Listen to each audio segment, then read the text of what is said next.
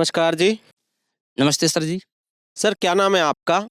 Sir जी, मेरा नाम सुरेश कुमार साहू है। सर आप कहाँ के रहने वाले हैं?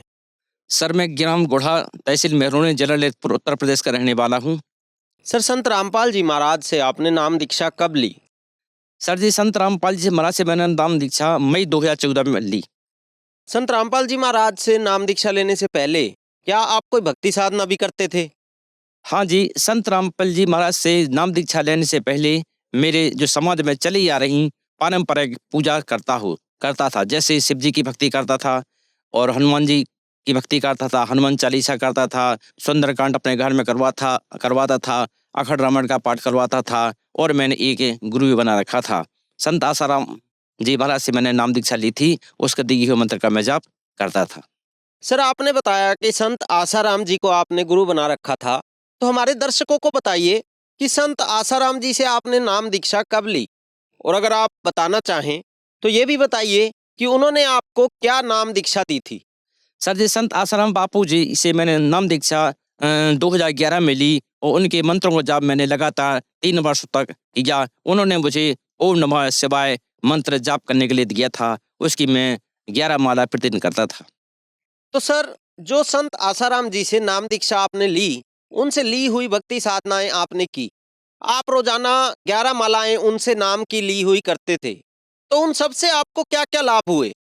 सर जी, आसाराम बापू के द्वारा की गई मालाएँ और जो भी पारंपरिक भक्ति साधनाएँ जो मैं कर रहा था, उससे मुझे कोई लाभ नहीं हुआ, ना ही किसी प्रकार की मुझे आर्थिक सुधार होगा, ना ही शारीरिक सुधार होगा। सर जी, मैं ये पारंपरिक पूजा करते-करते मेरे परिवार में उसका स्वास्थ्य खराब रहता था और कोई लाभ नहीं हो रहा था और इन सभी बीमारियों के चलते मेरा एक 16 साल का बच्चा भी एक्सपायर हो गया था। इससे मैं बहुत दुखी था और मेरे शरीर में फोड़े होते थे और उनमें से ब्लड निकलता था। उनको मैंने डॉक्टरों को दिखाया, लेकिन खास आराम नहीं हो रहा था एवं मेरे कान में पानी बहता था।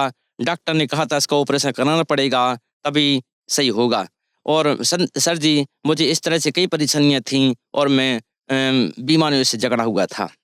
सर आपने बताया कि आपने जब संत आसाराम जी से नाम दीक्षा ली और उनकी भक्ति साधनाएं की, साथ ही साथ आप पारंपरिक भक्ति साधनाएं भी कर रहे थे, लेकिन उनको करते-करते आपको कोई भी लाभ नहीं हो रहा था, बल्कि आपके परिवार में बीमारियां घुसी हुई थी। तो इन सब साधनाओं के बीच में आपको संत रामपाल जी की जानकारी कैसे हुई? सर जी, मेरे गाँव में संत रामपाल जी महाराज के 2 शिष्य पहले से थे और उन्होंने मुझे ज्ञान गंगा पुस्तक पढ़ने को दी। मैंने वह ज्ञान गंगा पुस्तक पढ़ी, उससे मुझे भक्ति मार्ग का पता चला।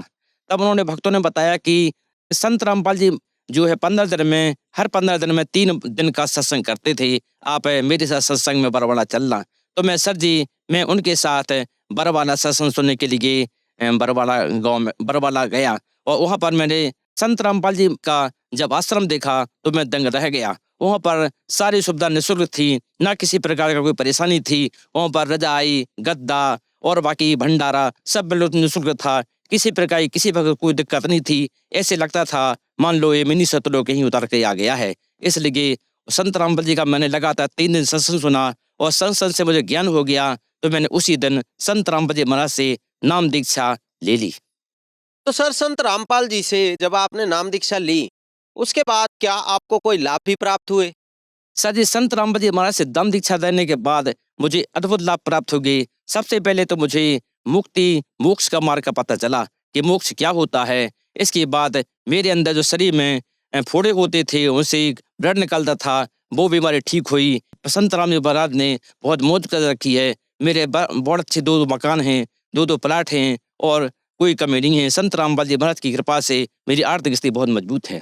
संत रामपाल जी महाराज के शरण में आने से मुझे जो 8 साल पुराना काल की बीमारी थी, मैंने झांसी मेडिकल कॉलेज दिखाया और वे ललितपुर ईएनटी सर्जन दिखाया। उन्होंने कान का ऑपरेशन बताया था, लेकिन संत रामपाल जी शरण के आने के बाद मेरे शस्त्र मंत्रों को जाप किया और मेरा कान का जो पानी का बहना था वो बंद हो गया।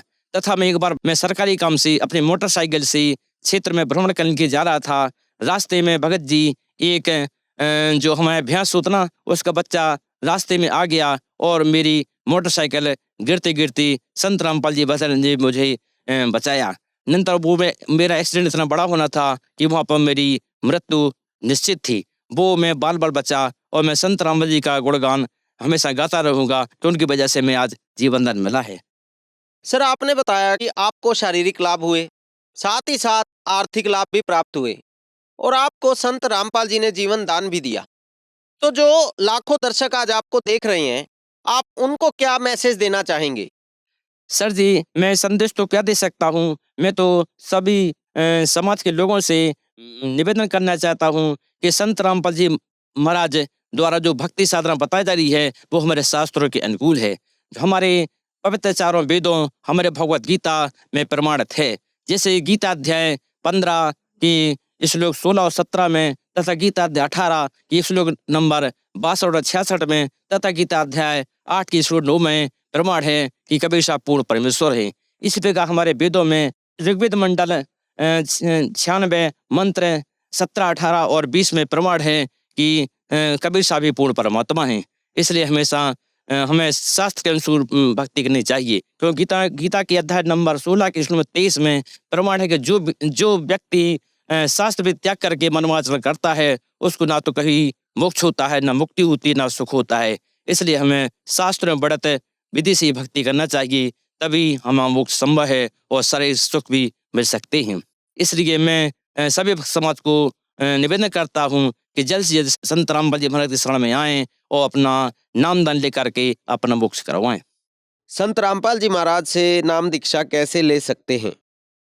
सर जी, आजकल संत रामपाल जी महाराज के विभिन्न चैनलों पर सत्संग आता है। साधारण चैनल पर शाम 7:30 बजे से शाम के 8:30 बजे तक सत्संग आता है। उसके नीचे पट्टी आती है, उस पर नंबर डिस्प्ले होते रहते हैं। उन नंबर पर फोन लगा के आप अपने नज़दीकी नामदान केंद्र का पता लगा करके नाम दीक्षा ले सकते हैं और अपना कल्याण करवा सकते हैं।